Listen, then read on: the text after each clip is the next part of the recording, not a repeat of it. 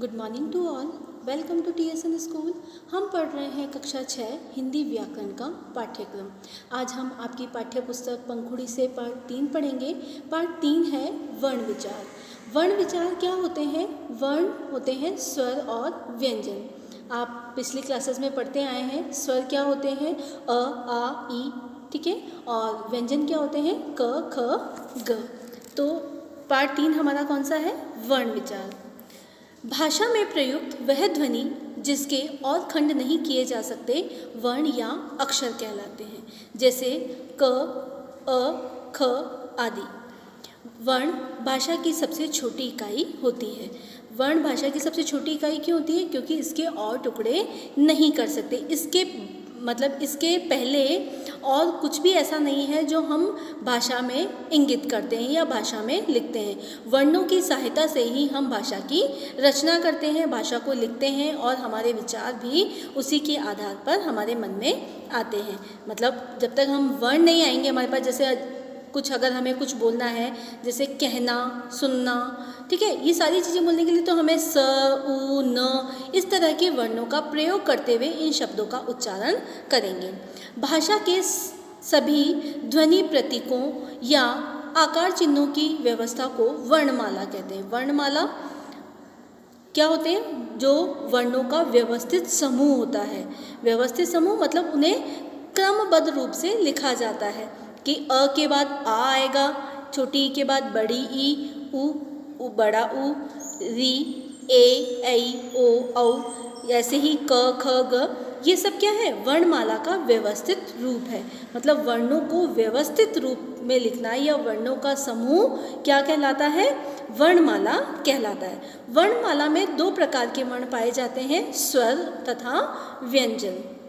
अब सबसे पहले हम स्वर के बारे में जानेंगे। स्वर कौन से होते हैं? ध्वनियाँ, ठीक है। ध्वनियाँ स्वर और व्यंजन दोनों के अंतर्गत आते हैं। इसमें वह ध्वनि जिससे हम व्यंजन को जोड़कर लिखते हैं। जो ध्वनियाँ बिना किसी दूसरे वर्ण की सहायता से स्वतंत्र रूप से बोली जाती है और इनके उच्चारण के समान हवा बिना किसी रुकावट के मुंह से निकलती है, वे स्वर कहलाते हैं। मतलब स्वरों को बोलने के लिए किसी की सहायता की ज़रूरत नहीं पड़ती है। स्वर अपने आप में स्वतंत्र होते हैं, जबकि व्यंजन को बोलने के लिए हमें स्वरों की सहायता लेनी पड़ती है। जैसे अ, आ, ई, उ, री, ए, ऐ, ओ, औ। इन सबको हम अलग से अकेले में बोल रहे हैं।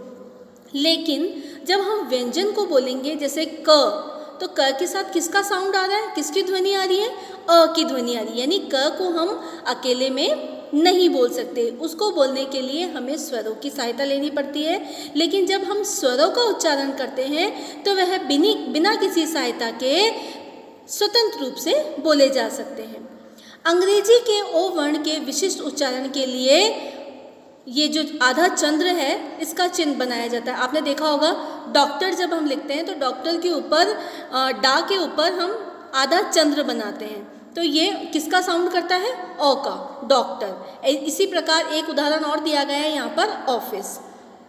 अब आते हैं हम व्यंजन की तरफ। आया समझ में? स्वर कौन से होते हैं? अ, आ, ई, क, है ना। और व्यंजन कौन से होते हैं? क, ख, ग। जिन वर्णों के उच्चारण में स्वरों की मदद ली जाती है और हवा मुंह के अंदर कहीं कुछ रुकावट से बाहर निकलती है, उन्हें व्यंजन कहते हैं। देवनागरी में व्यंजन ध्वनि प्रतीक चिन्हों का चिन्ह इस प्रकार है। देवनागरी क्या है?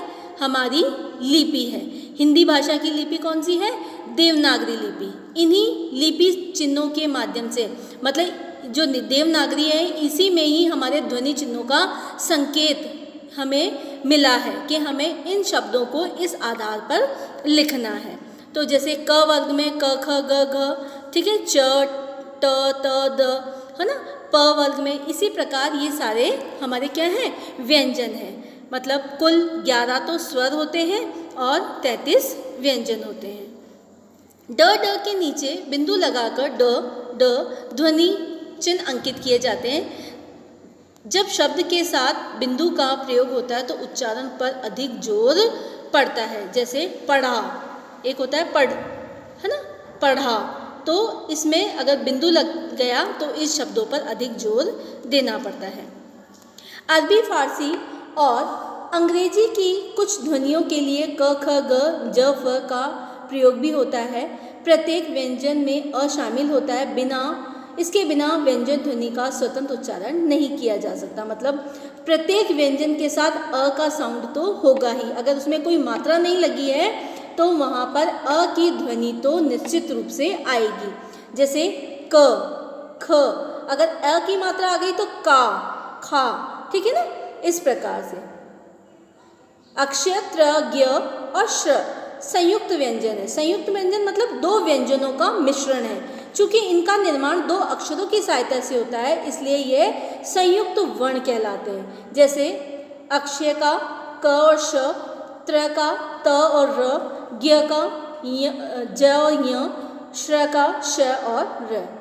व्यंजन ध्वनियों को से स्वर ध्वनि अ को निकालने के लिए उस व्यंजन के नीचे हलंत लगाया जाता है। हलंत मतलब अगर हम व्यंजन और स्वर को अलग अलग करते हैं तो जो व्यंजन है उसके नीचे हलंत लगाकर उसे क्या कर देंगे, आधा कर देंगे।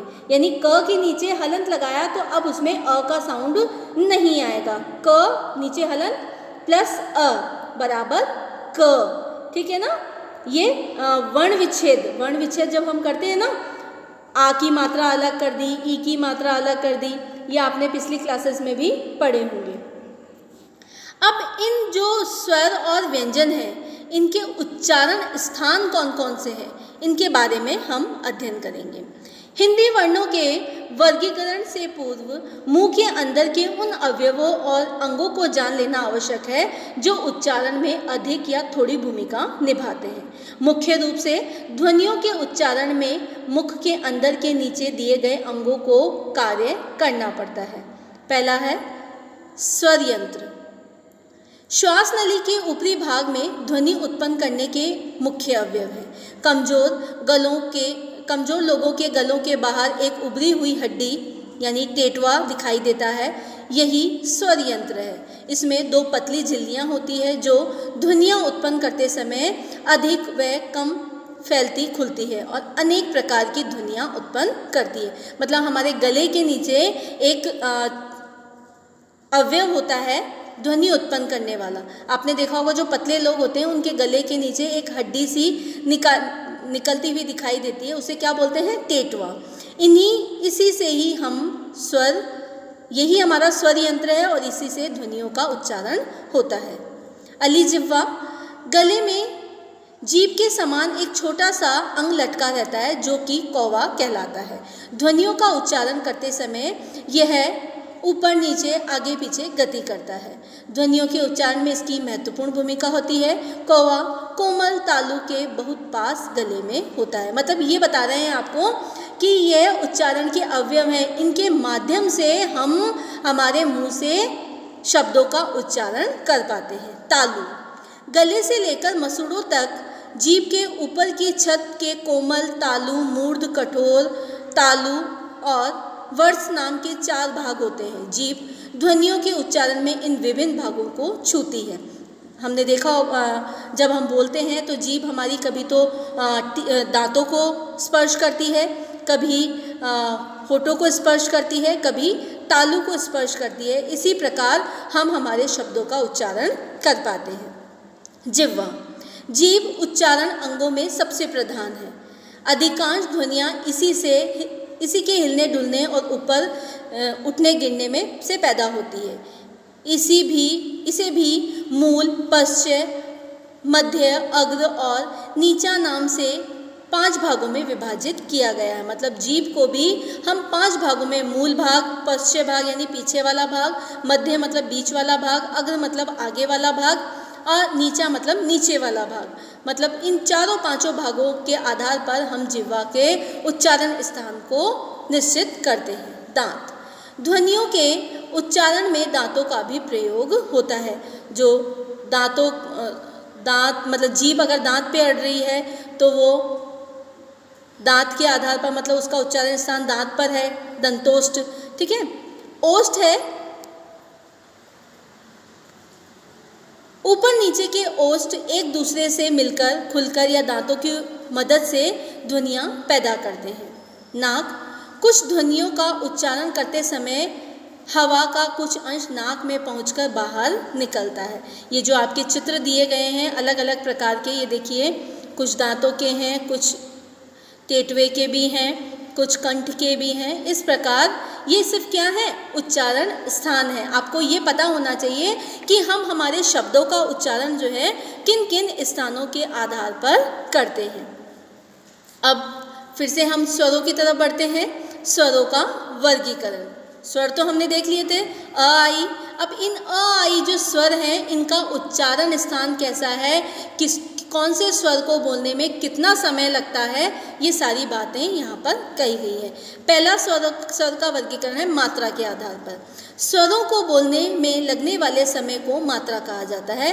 मात्रा के आधार पर स्वर दो प्रकार के होते हैं, ह्रस्व स्वर और दीर्घ स्वर। जिन स्वरों को बोलने में कम समय लगता है वह ह्रस्व स्वर कहलाते हैं, मतलब जो छोटे होते हैं, जैसे ई, उ, री और अ। ये छोटी मात्रा के शब्द हैं, इन्हें बोलने में कम समय लगता है।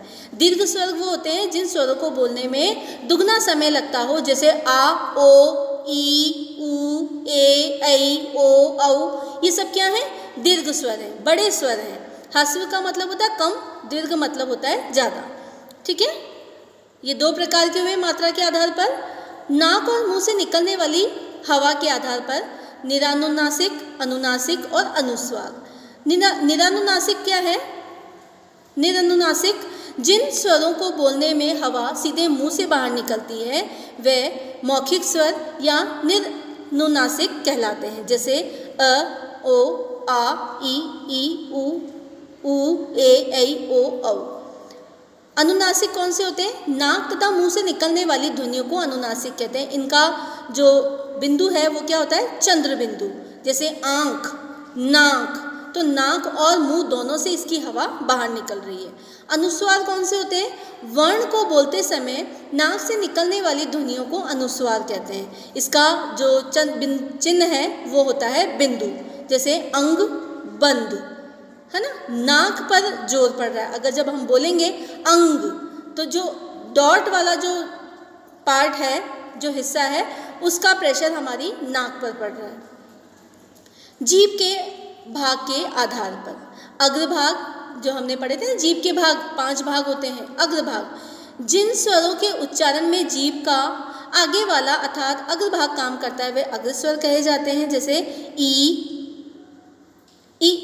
ए, ऐ।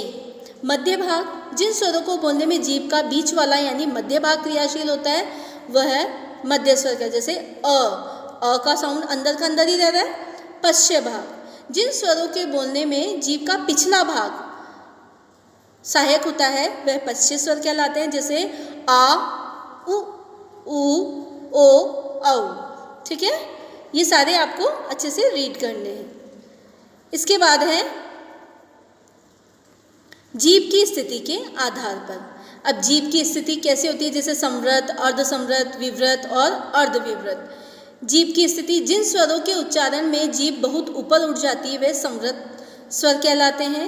अर्धसंवृत होते हैं जिन स्वरों का उच्चारण करते समय जीभ आधी सी ऊपर उठती है वे अर्धसंवृत कहलाते हैं। और जिन स्वरों को बोलने में जीभ बहुत पीछे चली जाती है वे विवृत, जैसे आ, तो हमारा जो साउंड है, मतलब जीभ जो है, साउंड जैसे ही ध्वनि बाहर निकली जीभ पीछे की ओर चली गई। अर्धविवृत जिन स्वरों का उच्चारण करते समय जीभ कम नीचे जाती है वे अर्धविवृत कहलाते हैं, जैसे अ, ए, ओ, औ। ठीक है, प्रकृति रचना के आधार पर मूल स्वर और संयुक्त स्वर जिन स्वरों के उच्चारण में एक ध्वनि को छोड़कर कोई दूसरी ध्वनि शामिल नहीं होती वे मूल स्वर कहलाते हैं। और संयुक्त स्वर कौन से होते हैं, जो स्वर अन्य स्वरों से मिलकर बनते हैं वे संध्या स्वर या संयुक्त स्वर, जैसे ए किससे बनता है, अ और ए से। ओ किससे बनता है, अ प्लस ओ से। कुछ प्रदेशों में ए और ओ का उच्चारण ए, ई और अ, उ की तरह भी होता है, ऐसा, मैया, कौन, कौआ। ठीक है, मतलब मात्रा को न लगाकर ये उस मात्रा का जो उच्चारण, मतलब मात्रा का जो चिन्ह है उसी को उसके साथ में जोड़ दे। जैसे छोटी ऊ की मात्रा के साथ तो हम ऊ की मात्रा लगा देते हैं, लेकिन यहाँ पर क्या किया गया है इन्होंने मात्रा का प्रयोग न करके उस ध्वनि स्वर का ही प्रयोग यहाँ पर कर लिया। ओष्ठों की आकृति के आधार पर वृत्ताकार, अवृत्ताकार। जिन स्वरों का उच्चारण करते समय ओष्ठ अधिक और कम गोल आकार के बनते हैं वे स्वर वृत्ताकार कहलाते हैं। जैसे अ, उ, ओ, औ, है ना। अवृत्ताकार जिन स्वरों को बोलते समय ओष्ठ गोल आकार नहीं बनते हैं वे अवृत्ताकार कहलाते हैं। जैसे अ, आ, ई, ए, ऐ। री का उच्चारण हिंदी में री की भांति ही होता है। ठीक है, ये मतलब होठ अगर हमारे गोल हो रहे हैं तो उसमें कौन कौन से आएंगे? ऊ, ओ, उ, ओ। ठीक है, और अवृत्ताकार जिसमें हमारे होठ गोल नहीं होते हैं। अब व्यंजनों का वर्गीकरण देख लेते हैं। व्यंजनों का वर्गीकरण हम अगले भाग में देखेंगे। धन्यवाद।